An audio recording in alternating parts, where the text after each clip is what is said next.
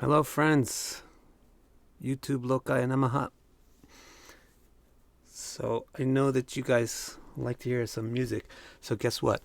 I am putting the Nakshatra Sutra of Taittiriya Brahmana to music. I guess maybe this week or next week, maybe as long as a month, it'll be finished. And I think what I'll do is maybe make a video for it, put it up here on my channel. So you'll be able to listen to the Taittiriya Brahmana Nakshatra Sutra. And it's especially for the students that just took the course that I did on the Nakshatra Sutra. Because when you know the meanings of the words, which they all know now, that listening to this Nakshatra Sutra song will be fantastic. It will keep reminding you of the meaning of all the nakshatras. Am I going to do the Nakshatra Sutra course again? Probably, but you know what I'm going to do is I'm going to put it into a pre-recorded form. So also expect that within a month, that you'd be able to get the pre-recorded version of the Nakshatra Sutra class. So between the Nakshatra Sutra Kirtan and that course that you could download, you'll be all set. So actually, I recorded the tambura for it yesterday. It goes out of tune pretty easy, but that's the pitch that it's in.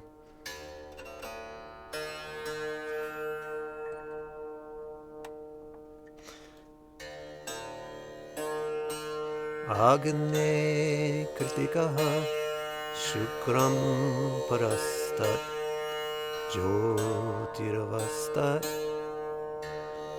Something like that.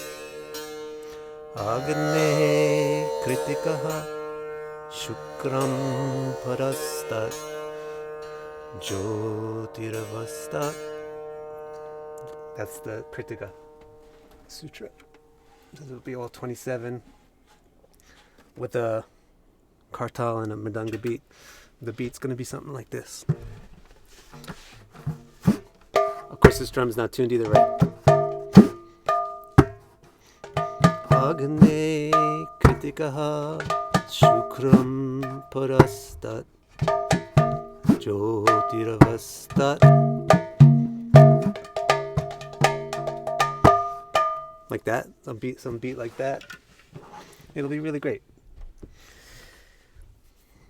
All right, so what we wanted to do this week is continue with the going through the chapter in Brihat Parashara Hora Shastra that's about remedies.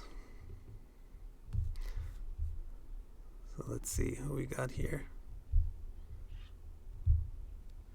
Hello, everyone. And I'm going to send, actually, Lakshmi, this is a little notice for you. I'm going to send the recording. I'm going to ask the students who took the Nakshatra Sutra course if you want to record the responses. So the way that the song will go is there'll be like Agne Kritikaha Shukram Prastat Jyotiravastat, and then there'll be a group that repeats it. Agne Kritikaha. So I would love to get the students from the Nakshatra Sutra course to have their voice in the response, like call and response to response. And it can be very easy to do. I can just send you the MP3, and you can just put it in your headphones, and you can record with your iPhone yourself, just singing the thing. And you don't have to worry if you're not a great singer, because your voice will be mixed in with 100 other, well, not 100, but at least hopefully 5 or 6 other people. Okay? All right, so let's go and look at Graha-Shanti. Graha-Shanti, so here's it's a little chilly, but it's okay. Graha-Shanti. I didn't bring my glasses. So far we had been, oh good, Lauren, you're here too. Great. So, what have we spoken about so far in the Graha-Shanti chapter? Maitreya says, hey, Sage Parasharaji, please give me a succinct, definite explanation of what's going on here with Graha-Shanti. How do I pacify or placate or make peace with the planets? See, it's very interesting, isn't it? He's not calling it an upaya. the book doesn't call this upaye or remedy, a way of fixing something, but they're calling it shanti, a way of becoming peaceful about this thing, a way of pacifying this. So you can say making the planets peaceful, but I think it's more insightful to say making peace with the planets is what this chapter is about. And Parashara says you just figure out whatever problem it is that you want to improve in your life, you figure out what planet it's related to, and then you do a specific therapy related to that planet. Then he says you'll need a focal point for that therapy. The focal point should be the divine form of the planet. And he's going to say, this is what they look like. You should build a visual image of the planet. So last week we mentioned that can be like a three-dimensional image like a statue, or it can be a two-dimensional image like a drawing. Or one thing that we didn't mention, it wasn't directly in the text, but you should know this from any tantra, is that your image of the planet doesn't even have to be two-dimensional or three-dimensional. It can be mental also. It's just that if you have a three-dimensional image, it's easier for you to focus. It's even easier than a two-dimensional image. If you have a two-dimensional image, it's easier than just having it in your mind. But you can also just make the image of the planet in your mind. Okay? Then he started to say, these are the images that you should form. One of the people watching was like, can I think of anything that would remind me of the sun? And my answer was, yeah, you can, but then you'll be seeing the sun through the way you already see it. Better to try to see the sun the way Parashara sees it. So he talked about how the sun is sitting on a lotus flower, holding a lotus flower in a chariot drawn by 7 horses. Okay, and has 2 arms. Then the moon is all dressed in white, rides on a chariot pulled by 10 horses. Somebody in the comments to last week's thing gave the excellent reason why there's 10 horses.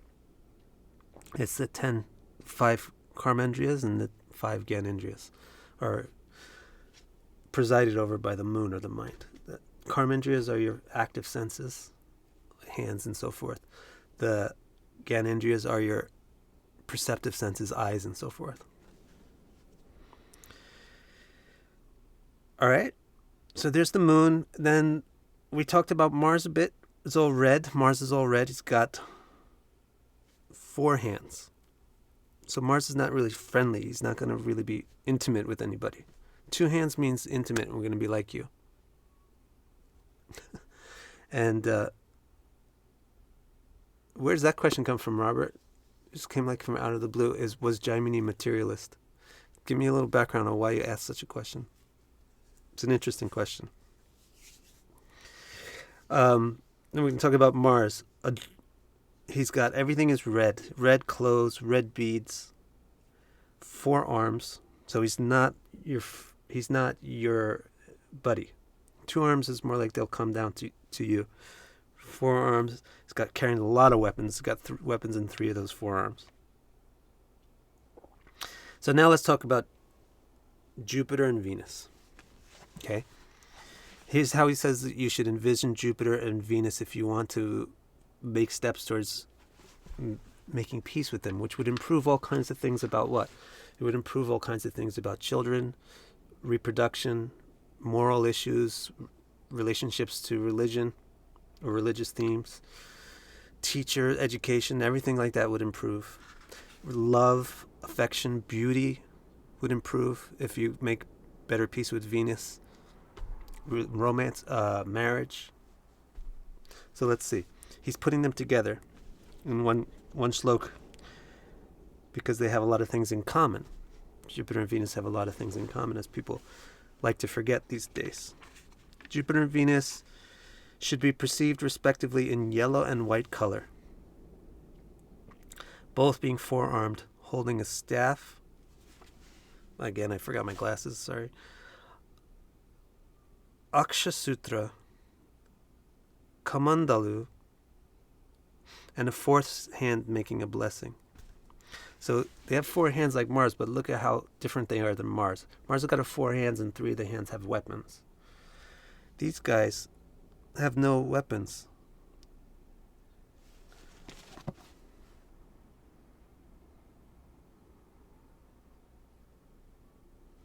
What's a Aksha Sutra? We should try to look this up, right? Aksha Sutra.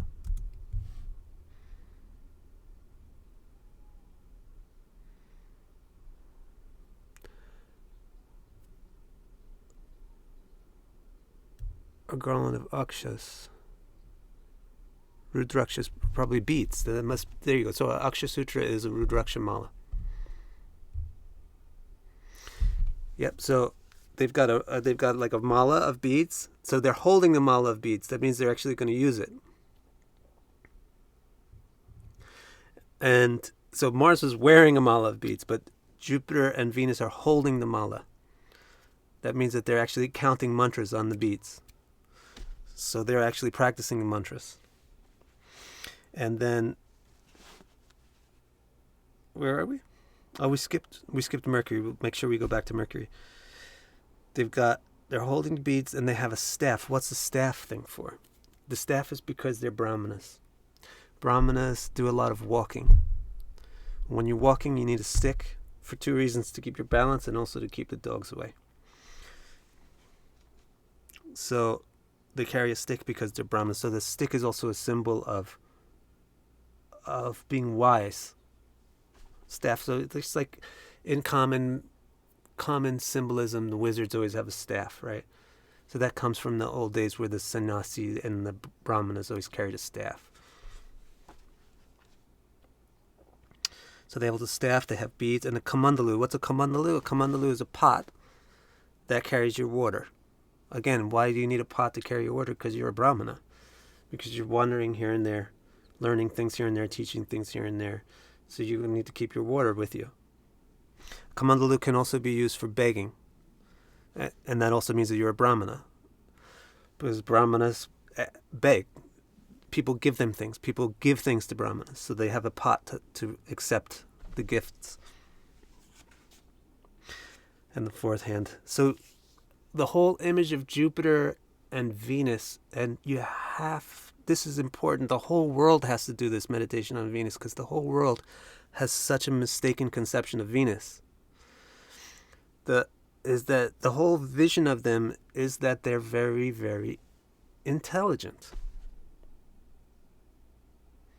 They're carrying a staff, a water pot, and beads. Those are the three symbols of the intelligent class of people. So everybody is thinking that Venus is not intelligent, blah, blah, Venus is just beautiful. Beautiful is intelligent. You don't know how much intelligence it takes to be beautiful. It takes more intelligence than you know how to figure out how to be beautiful. Everybody should just try to put on mascara. Not mascara, what is that one? Eyeliner. Just see how much intelligence and dexterity it takes. Kajal, just try to put it on. So you have to be intelligent to know how to do simple things. Right? So it's a huge misconception over the past few centuries that women, femininity, beauty is antithetical to intelligence and science and things like that. And this proper way of meditating on Venus will counteract that.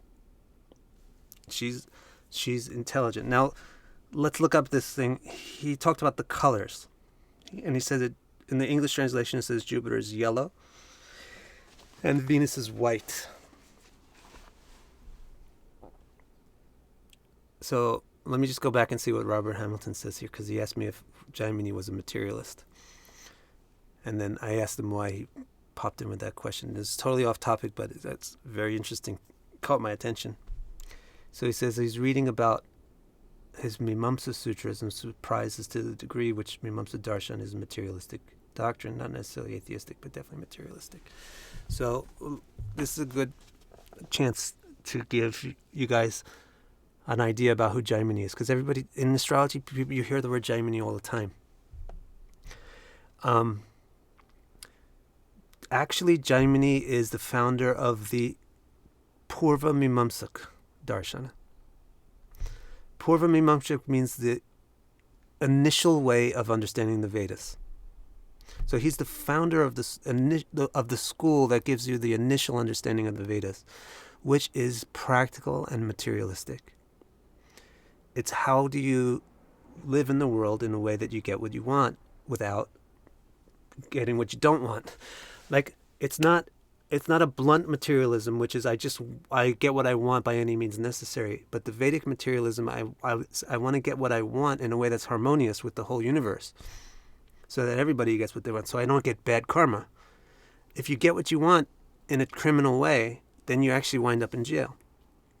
So the Vedas is saying you get what you want, do it in harmony with the gods, do it in harmony with nature, do it in harmony with other living beings. Then you'll always get what you want, and everyone will get what you want. So you can call it materialism, but it's a very advanced materialism, is the Purva Mimamsaka Darshan. So Jaimini wrote the Mimamsaka Sutras, which are very, very important because they pave the basis for how to understand words, because the Vedas are written in words. So he did a lot of work on explaining how to analyze words to understand what they really mean. So the Uttara Mimamsaka Darshan, which is very philosophical and spiritual, builds on Jaimini's thing.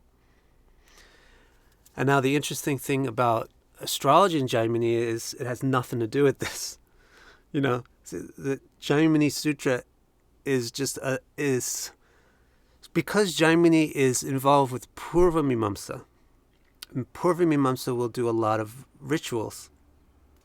That's what they're mostly about. You want to do this thing, so you have to perform this ceremony so that you make sure you do it properly in a way that doesn't harm anything, in a way that gives back, gives charity, etc. So you want to get married? Well, you have to do these things to perform a marriage. And so Jaimini talks a lot about karma. It's really interested in karma and rituals. And so it's very favorable to astrology, the Purva Mimamsaka Darshan.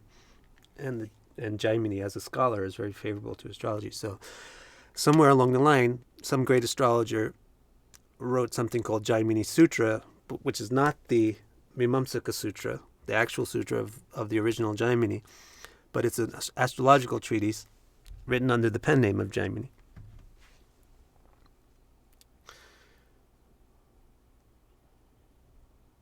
I guess that was just a big tangent, but it's pretty interesting because you hear about Jaimini all the time.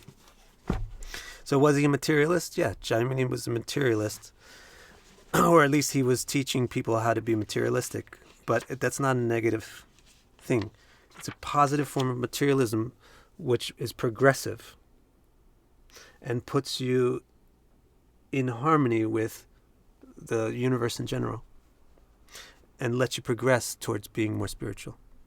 That's Jaimini's approach. All right, so now let's go back to this. We're hearing about what Venus and Jupiter are supposed to look like. And see, even here, I'm going to say Parashara says. Well, it's probably not Parashara who said it, but it's probably somebody writing under the pen name of Parashara. But anyway, Parashara says that Jupiter should be yellow and Venus is white. Now let's see. Again, I got no glasses. Guru Shukro. Come on. Pita. So that's yellow. Shveta. Funny. Okay, so he says yellow and white. Now, Pitam is like a color. The words for colors in various languages are actually very difficult to translate because it's always really specific to the way that culture understands color. Like here in Japan, they don't call, when you have a traffic light, they don't call it a green light. They call it a blue light. It's the same color, but they call it a blue light. So things can be complicated, like the word sham in Sanskrit. It's very complicated to understand it in English. So pitam, it's a kind of a yellow, but it's like a yellow that you would get if you take flower pollen, mix it with an oil, and then stain a cloth with the flower pollen. So it's like an orangey, reddish, brown yellow. If you really want to know Jupiter's color, look at that traditional priestly color that they wear. There's a traditional kind of yellow saffron. So that it's like a blend between yellow and brown, and it's got some pinkishness to it. That's Jupiter's color. And Venus's color is called Shveta. But Shveta means pure. So it's not exactly white. It's like a crystalline color. Venus's color is crystalline or pure. Moon is white. But Venus is very crystalline. Okay? So associate those colors with the planets. Jupiter and Venus. Any questions?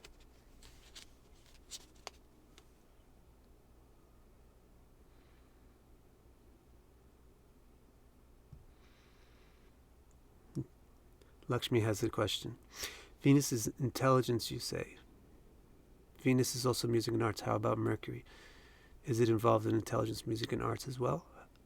Lakshmi, you didn't take the level 1 intensive planetary course, did you? I hope you're going to say no.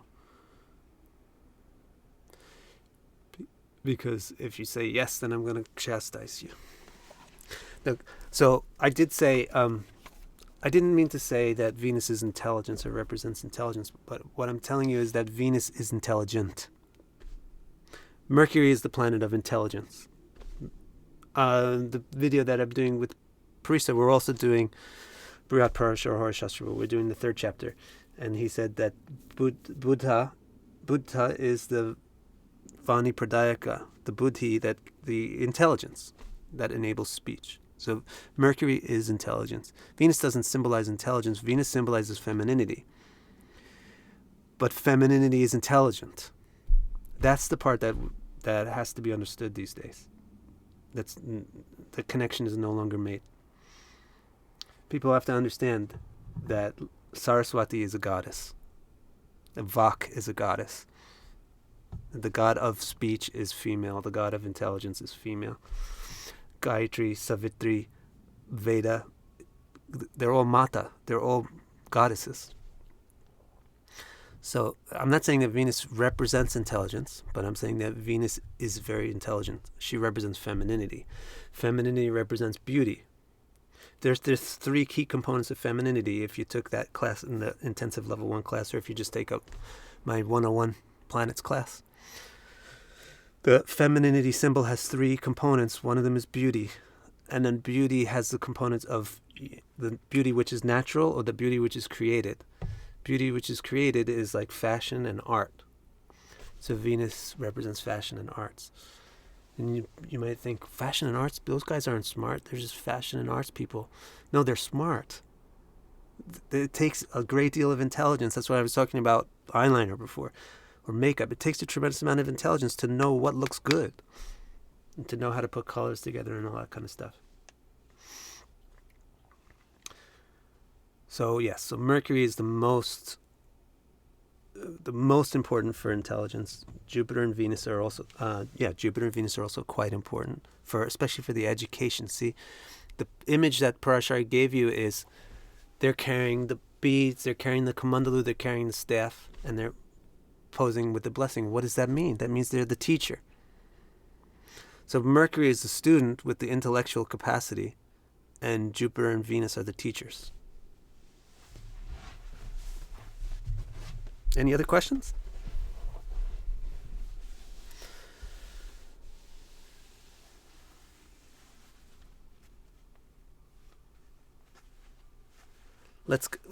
I skipped Mercury. So I'll go back and take a look at Mercury now and we'll see what it says. All right, Mercury says Mercury should be perceived dressed in yellow clothes with a yellow mala and with a radiance that's like a kanika flower. So that's a yellowish flower. So and then he's got 4 hands also. He's got a sword, a shield, a club, and 1 hand in a blessing posture. Sword, shield, and club, so 3 weapons again. And is mounted on a lion. So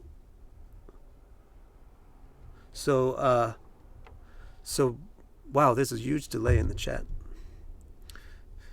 So Mars and Mercury were described as mounted on animals. Moon and Sun are mounted on chariots. Moon and Sun are mounted on chariots. Mars and Mercury are mounted on animals. Venus and Jupiter are not mounted at all. They're walking. So Venus and Mercury are brahmanas. They brahmanas don't go for pomp and circumstance and don't have a lot of fanfare. That's actually your biggest red flag when you're trying to find a sincere brahmana or a sincere teacher or guru, is if they have a lot of pomp and circumstance around them. It's a big question mark, because that's not a natural thing for a brahmana to do. So, for example, Jupiter and Mercury, they walk. We'll get to Saturn in a minute, Monica. Let's see. But so far it's interesting. You can see the different nature of the planets. The Sun and the Moon are royal. They're riding in a chariot. Mercury and Mars are functional. Yeah, they're going to do things, so they're riding on animals. Mars likes to go fast. And Mercury is a very interesting picture. We need to figure out what this is all about. He's riding a lion. Wow. Like Lauren says, sounds like Durga. She's not the only one that rides a lion, though. Mercury is also riding a lion. And carrying weapons. Like, what's up with Mercury carrying weapons? Angel says, yo, as Angel always says, yo. I can see how Mercury has a sword and shield. Words hurt and can keep people from being hurt. That's cool. That is cool. That's a nice thing. I hope my stream is still going good. So, the thing that I can say about Mercury riding a lion is that Mercury represents friendship. It's very important. If you're going to be meditating on Mercury, what kind of problems are you going to be wanting to try to improve in your life? You would either want to be improving money in business, because Mercury has a lot to do with that, or you would want to be improving friendship, friendly relationships, partnerships, because Mercury has to do with that, or you would want to be improving your ability to comprehend things, your ability to learn, your ability to comprehend, or your speech. So there's like those four things: your ability to speak. So one of the important things that Mercury represents is speech, interaction between people.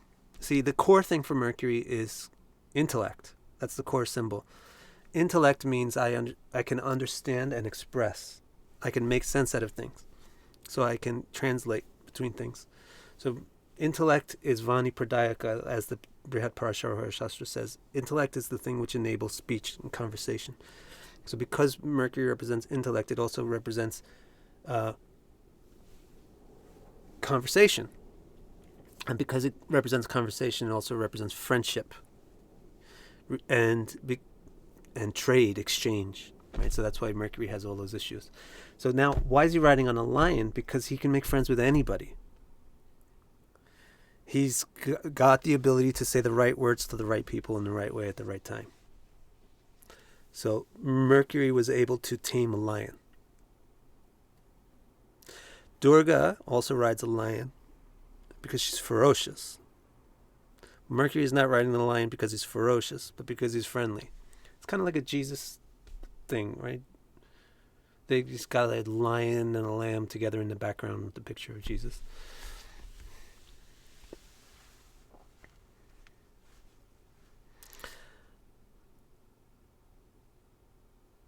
I was wondering what Stella Yoga Arts meant by saying moving this, but then corrected it to loving this. Thanks. Okay, why is Mercury carrying weapons? That's very interesting. And why is he yellow, and what's the color? That's something interesting to talk about too. But Mercury's got a shield and a sword. Mars just had a sword, an axe, and a mace. So Mars is all aggression. But Mercury's got a sword and a club. So he's got a sharp one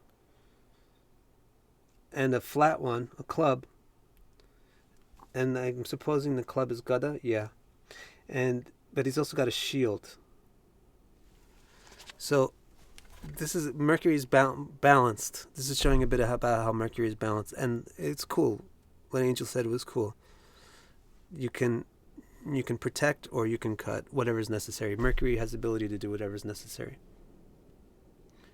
I hope my stream is okay. I can't tell if it's okay. If it's having problems, let me know.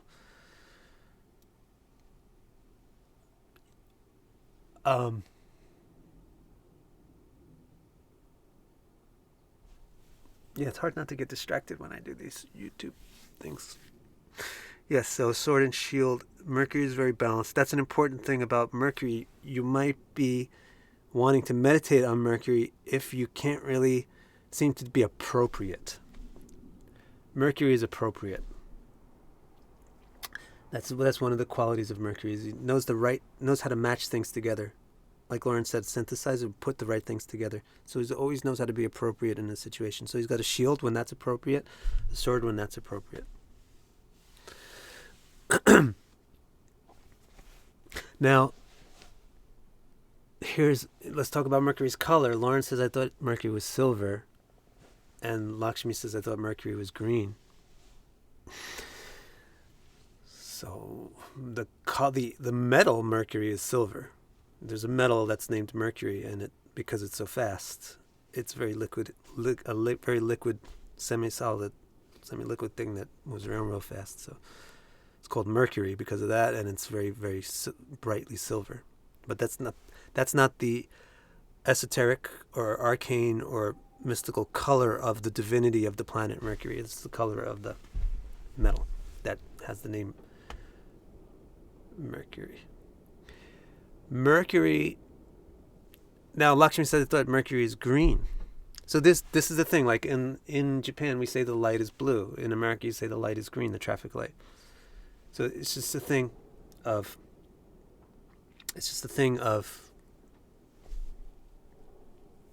what is this actual color? Until you actually see the color, it's hard to know what it is. So if you could go and find a Kanika flower, you would know exactly what the guy's talking about. Should I try to look it up? So maybe we could find a picture on YouTube. The flowers of Canera.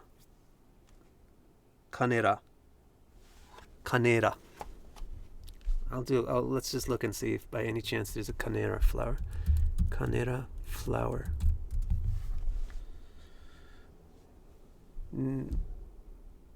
Now, if I could share my screen.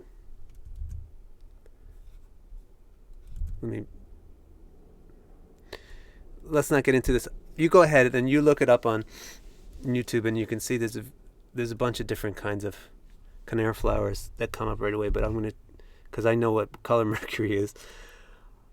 It's this. Let me get this one for you so I can show you the right one to look at. This is what I'll do. I'm going to save this image, and I'm going to show it to you in a second. Now I can put it in the background.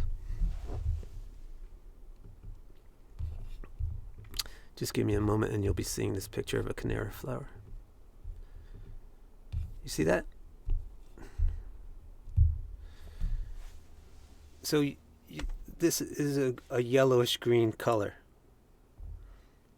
Is the color of this flower. Let me put back my intended background. I probably should have just added that one actually. All right, so that's the Mercury color. Can you see me now?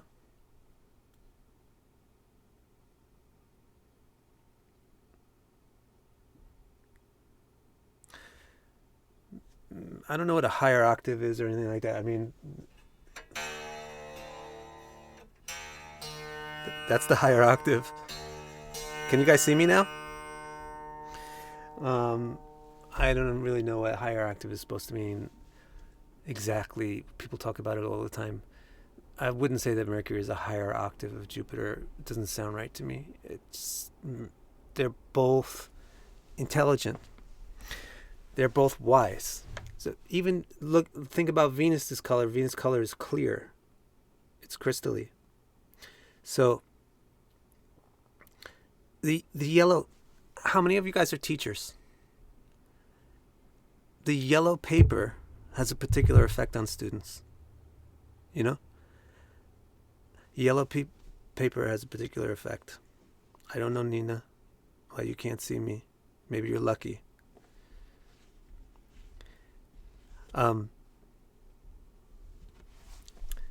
So, and that's why actually if you go to Gurukulas, the students wear yellow. They wear this greenish yellow. The teachers wear more like an orangish yellow. Okay. So in English we're calling Jupiter yellow and Mercury yellow, but in Sanskrit they're different colors. Jupiter is this orangish polleny yellow, and Mercury is this greenish grassy yellow. Okay? And the reason why yellow is because yellow, in Japanese, yellow is called kiro. It means the energizing color, the color of energy. And that's what yellow does. Yellow is alert. It brings out alertness. So both Jupiter and Venus and Mercury, they both have to do with learning. Mercury the student, Jupiter the teacher. In that sense, some kind of octave is going on.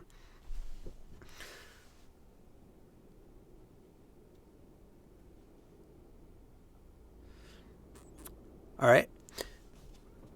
So that's also important. It's good that we've sorted out these colors, right? Because these are the true colors as represented in Brihat, Parashara, or Shastra. Sun's color is this tanned brown yellow. Moon's color is this milky white. Mars is Rakhta, blood red. And Mercury is greenish yellow. Jupiter is orangey yellow. And Venus is also white like the moon, but it's more like a clarity or a clearness.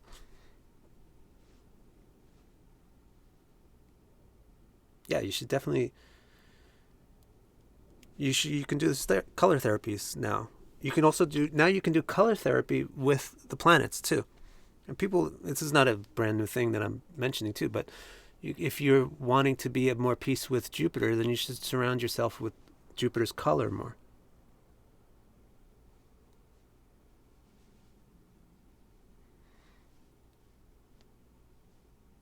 Okay? Lakshmi, I don't really understand what you're asking. Can I see if mine is right?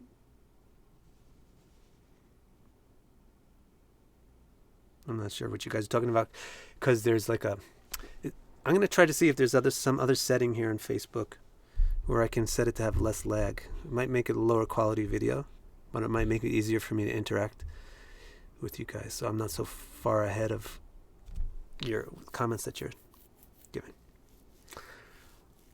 All right, folks. So now we got to do Saturn, just like Monica wanted. Now he says, with the radiance of blue color. So let's see what he says. Indranila. Indranilata. So his... Oh, you missed seeing the flower. Anyway, it's a greenish yellow. Look it up. Mars's color is Indranila. Indranila is sapphire, blue sapphire. So blue sapphire is actually quite close to black. But the magic thing about blue sapphire is that it's a black that glows blue. And so a lot of fabulous persons, like Krishna, have this color. It's this Nilmani color. It's Indranila color, where it's black, but it's got this brightness to it, and that brightness is blue.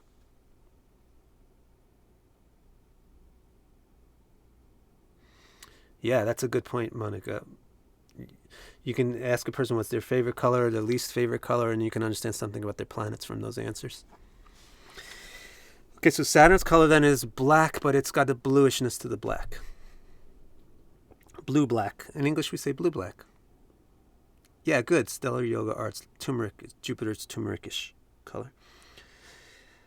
With the radiance of blue color and the forearms bedecked with shula.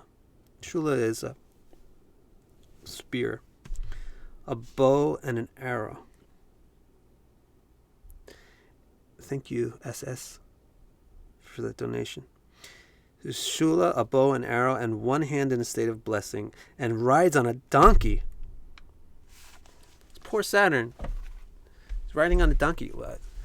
You could at least put him on a crow, right? Crows are cool.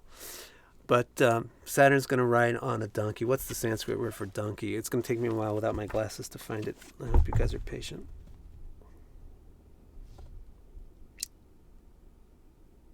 I probably am not going to find it because it's probably a word that I haven't heard of before.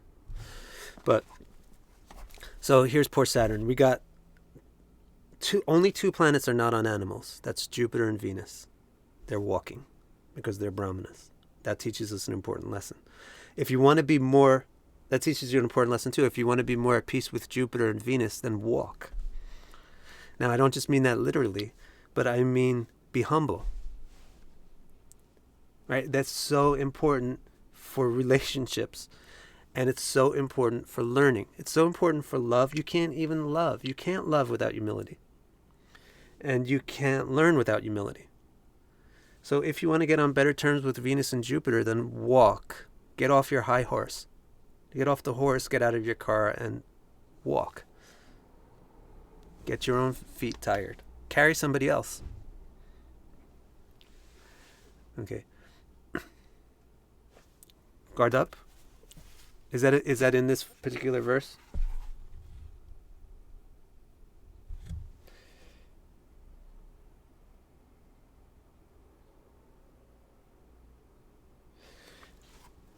So then we got, so we got two of the planets, they're walking. That's Jupiter and Venus. And we got two, they're on chariots. So the chariots is the sun and the moon. So if you make peace with the sun and the moon, then you should be more regal and royal. If you want to make peace with Venus and Jupiter, then be more humble. But if you want to make peace with the sun and the moon, be more regal, be more royal, be more self-respecting. And then two of the planets are riding on these strong animals. That's Mercury and Mars. They're riding on. Mars was on like a horse, a quadruped, it says. And Mercury is on a lion. So they're on these strong animals. And then we got Saturn's also riding an animal, but a donkey. So that's very good. I think what Monica just said in the chat is really, really the key. It's a pack animal. It's slow and it's a pack animal. So that's what Saturn does. Saturn does the hard work that takes a long time to do. Nobody else wants to carry that junk, but Saturn carries it, takes out the trash, does the garbage, washes the dishes. So if you want to be at peace with the different planets, have those different attitudes too, If you want to be more at peace with Saturn, then ride a donkey. Be more practical. You don't have a car that's, like Saturn, like the sun and the moon, they have these fantastic high horsepower cars. 10 horses, 7 horses. Saturn's got a donkey because it carries weight. So if you want to be more at peace with Saturn, then stop caring about how things look. Stop caring. Just think about what it actually does, if it actually works or not. Jai Shri Krishna. Okay, so let's see. So now we've done the images for them all. Let's see what he says next. How are we doing with time? Good. Oh, he's actually going to talk about Rahu and Ketu now too. Isn't that nice? A lot of times they leave him off the list. He says Rahu, when you think of Rahu, he's got a fierce face. So he's got a fearsome face. I'll answer that question, Chris. Let me get to this other point first. Rahu he's got a fearsome face. So this is the only planet. That means the other planets, even Mars, shouldn't be perceived of as having an angry look. They should have a blessing look. Even Saturn, they're interested in blessing you. But Rahu here is the first guy who said he's got a scary look on his face. Rahu is got a scary look on his face, and he's got four. This is so interesting. He's got 4 arms, different than Saturn. Saturn had a bow and arrow. This is also an interesting thing. Saturn was the only one with the bow and arrow. We didn't talk about that. Particular weapons that Saturn has. Saturn had a spear and a bow and an arrow. All those are long-range weapons. So Saturn doesn't really like to get up close and personal with things, but Saturn will attack from a distance. Rahu has also got a spear, which is a long-range weapon, but has also got a sword, and has also got a shield like Mercury. So Rahu is also one who can do anything like Mercury. This is important. Mercury is going to do what's appropriate for the situation, shield or sword or mace, but Mercury will be close to you, be intimate. Rahu can be far away with a spear, can be up close with a sword, can be using a shield also, because Rahu is the doppelganger. Rahu is the shapeshifter. So Rahu has also got a lot of Mercury's qualities. The qualities of Mercury, which have to do with adaptability, are very present in Rahu as well. So Rahu can improve your adaptability.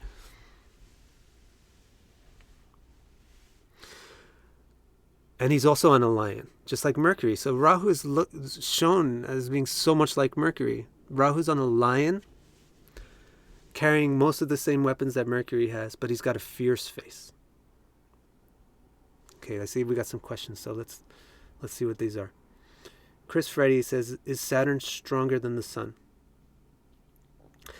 My answer is that there's not just one kind of strength. There's all different kinds of strength. And Saturn is stronger than the Sun in some ways, weaker than the Sun in other ways. So what kind of way? Saturn is the most tenacious and perseverant. More than the Sun. So in that way, Saturn is stronger than the Sun. But Saturn doesn't have explosive strength. Saturn is slow. So Mars is stronger than Saturn in terms of explosive muscle power. Saturn is long-term endurance, but Mars is explosive muscle power. Sun is confidence. Sun has the strength of confidence and the strength of authority, which Saturn lacks, actually. Saturn lacks the strength of authority. It doesn't get empowered by authorities. Okay, so they're all strong in different ways. All the malefic planets are strong. Saturn, Sun, and Moon. Saturn, Sun, and Mars. All those malefic planets are strong. That's the key trait of a malefic planet, is that it's strong. But they have different types of strength.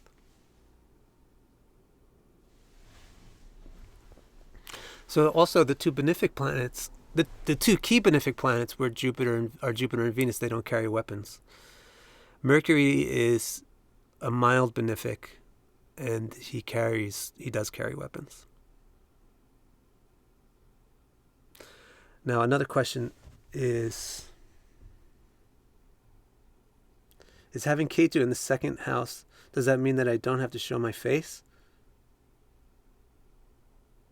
and do social media to have money? Does Ketu in the second house mean that you don't have to show your face? It's not the first thing that I would think of. I think you're taking the face symbolism of the second house out of context. Ketu in the 12th house, I would think. Ketu in the 10th house, I would think of something like you don't have to show yourself in public. Ketu in the second house, the first thing that comes to mind is mysterious family, something going on in the family which is mysterious, or unusual sources of support or knowledge. And then we got mid-valley effects. So Rahu covers the sun when there is a total solar eclipse. Not technically speaking. Technically, no. Figuratively, yes. Rahu covers the sun. Or the moon. Yeah, Rahu can cover the sun or the moon. But that's just figuratively speaking. Technically speaking, Rahu is the point where the sun's path and the moon's path cross. And then they cross in 2 points the moon's, they're both circles. The sun's path is flat, and the moon's path is a circle that's a little inclined to it. So they're only going to overlap on 2 points. Those 2 points, the one that where the moon is going down is Ketu, and where the moon is coming up is Rahu. And what happens is, if you usually twice a year, the moon and sun will get to that point at the same time. So you'll get an eclipse. They'll get in front of each other. So it's not really Rahu covering one or the other, but it's the point where they can cover each other. That's what technically happens. But figuratively, what happens is this point swallows up the sun or the moon. It can be a lunar eclipse as well. And so Rahu has tremendous power, which is probably the meaning of Rahu's riding on a lion. Rahu's got a tremendous amount of power. Ketu also. Let me know if there's any other questions about Rahu. There's no color mentioned here. So Rahu wasn't mentioned as having a color, but said to have a fierce face.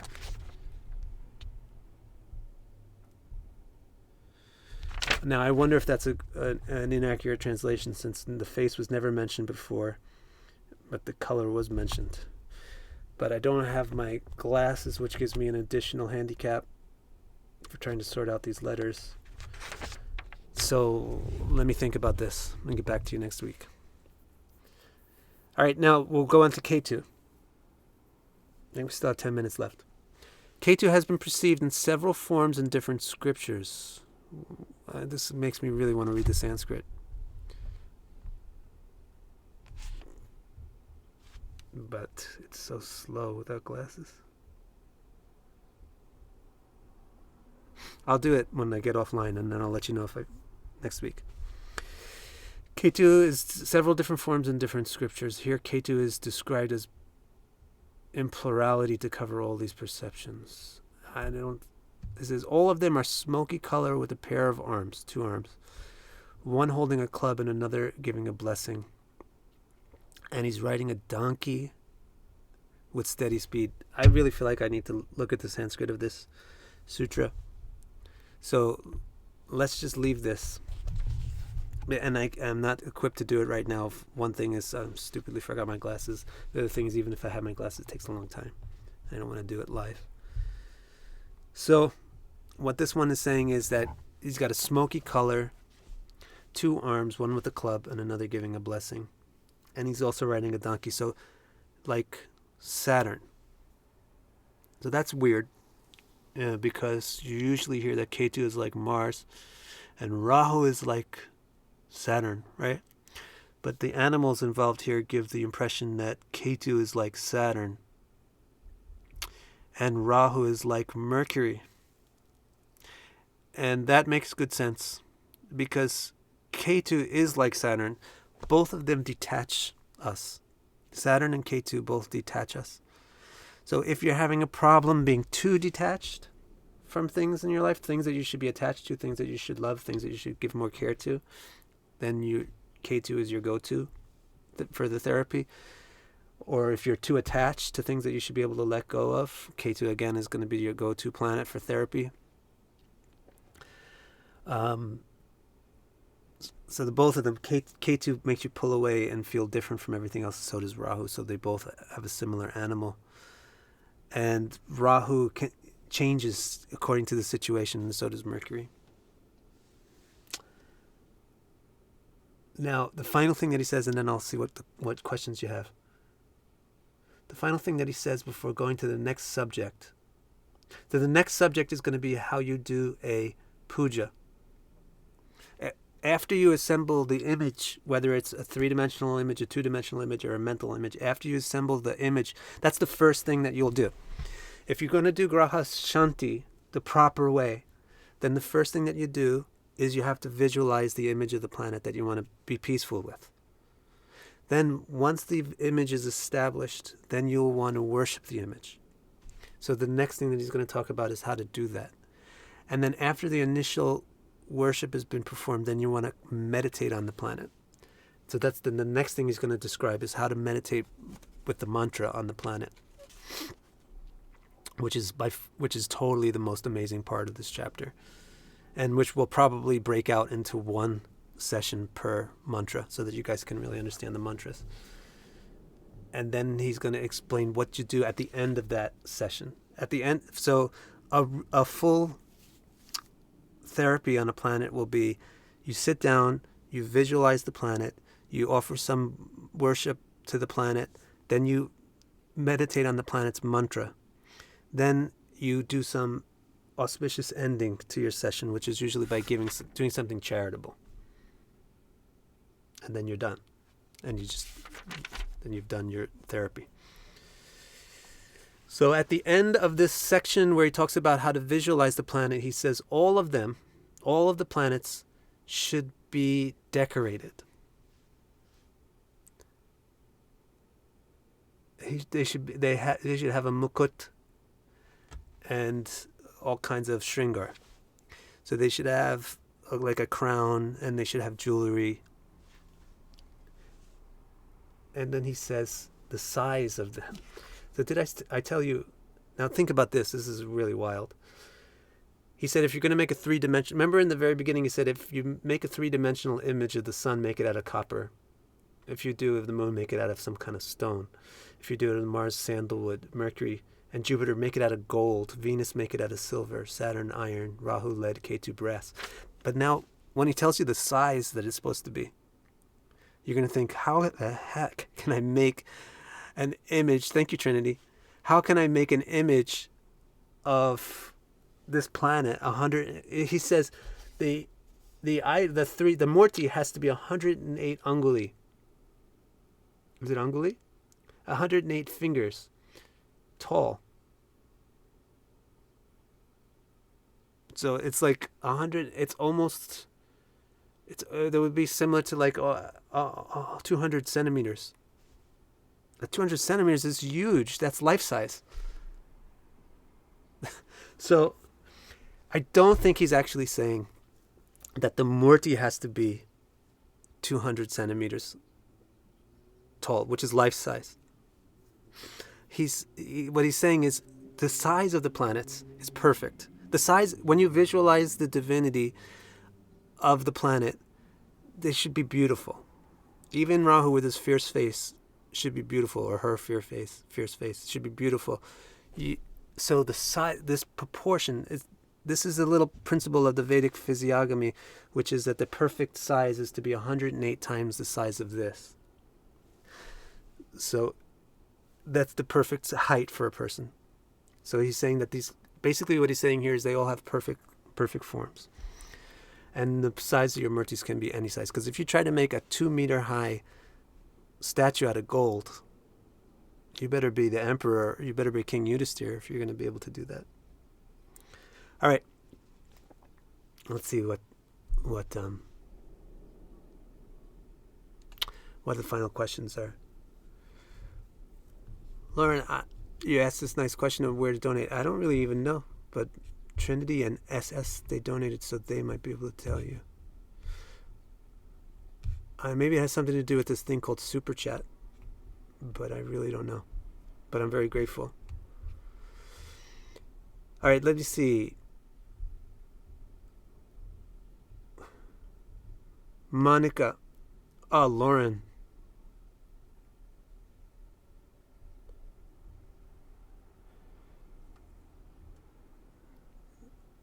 Gamidox 94 says, but they say that having Rahu in the second house means you should show. Well, whatever they say is what they say. You should ask them. That's all I can say. I don't say that Rahu in the second house means you should show your face.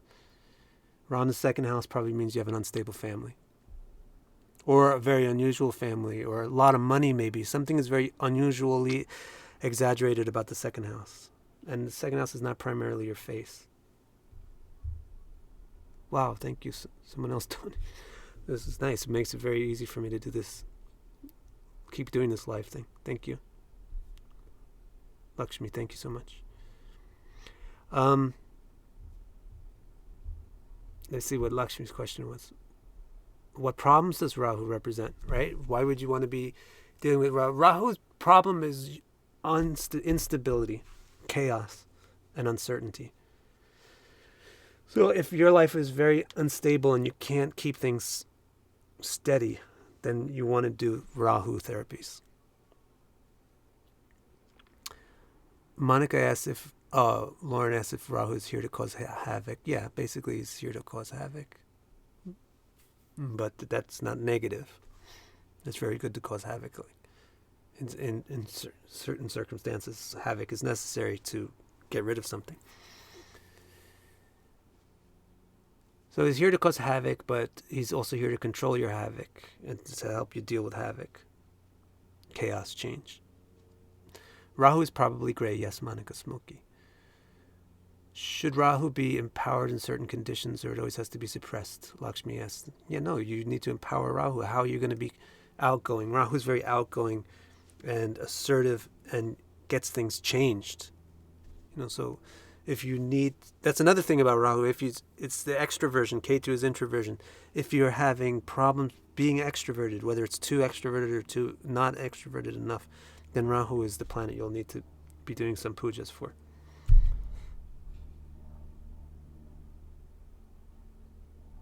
And it's always going to, if you're trying to interpret Rahu, like you're asking, if Rahu is in a place, does it mean you have a problem there? No. Maybe Rahu is doing very well. And you have to think about how the symbolism of, like Rahu in the 10th house is perfect. And it's an extroverted planet in the extroverted house.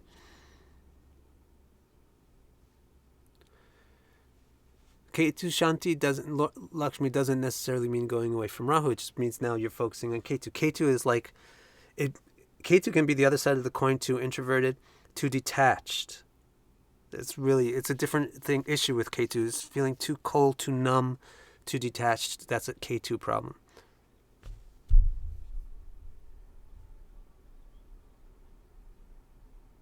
Yes, Lauren says, can we hand create our visualization of the planet? That would be ideal. That's the best thing to do. Monica says, is it possible to give the title of the book? Brihat, Parashara, Hora, Shastra. It's just called Brihat, Parashara, Hora, Shastra.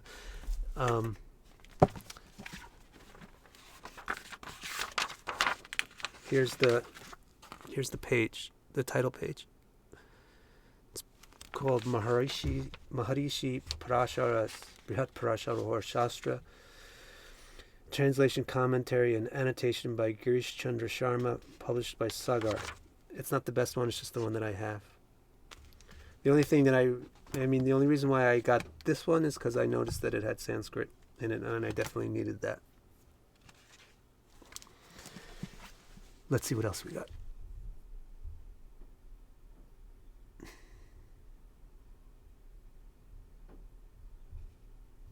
Why does Rahu have a fierce face, Angel asks? And what does fierce mean in that context? Let me think about that. And I'll answer that next week. Lauren, can we use gemstones? You're still asking that question, Lauren? I'm saying there's no mention of gemstones in here. The only thing close to gemstones was metals, right? He definitely mentioned that the sun was what? Bronze? What did he say about the sun?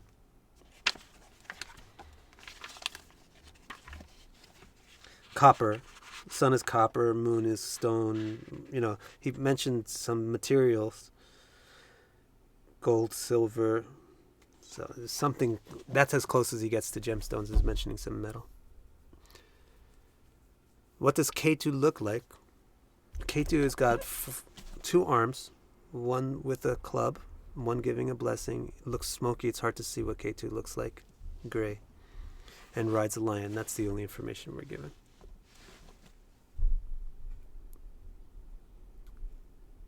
Thank you, Mid-Valley FX. Would suffering through depression be Ketu, Moon, or Saturn issue, or all of them? Yes, it's all of them. And I know I've had clients, for lack of a better word, who have had Moon sandwiched closely in between Ketu and Saturn that had very significant depression problems. So it is all of them. So which one do you want to work on? Figure out the type of the thing that you have is it more about feeling numb and cold, or is it more about feeling pessimistic? If it's more about numbness and coldness, then it's Ketu. If it's more about pessimism and depression, then it's Saturn. But you'll probably want to do both. Just put them in the right order.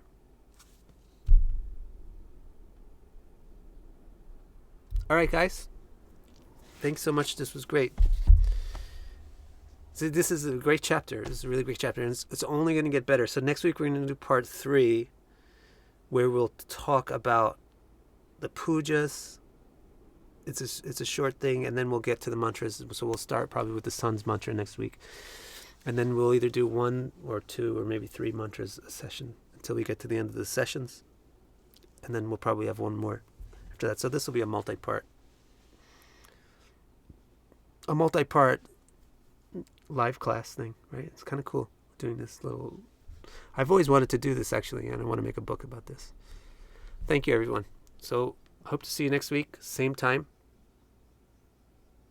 Same station. Thank you. Arigatou gozaimasu.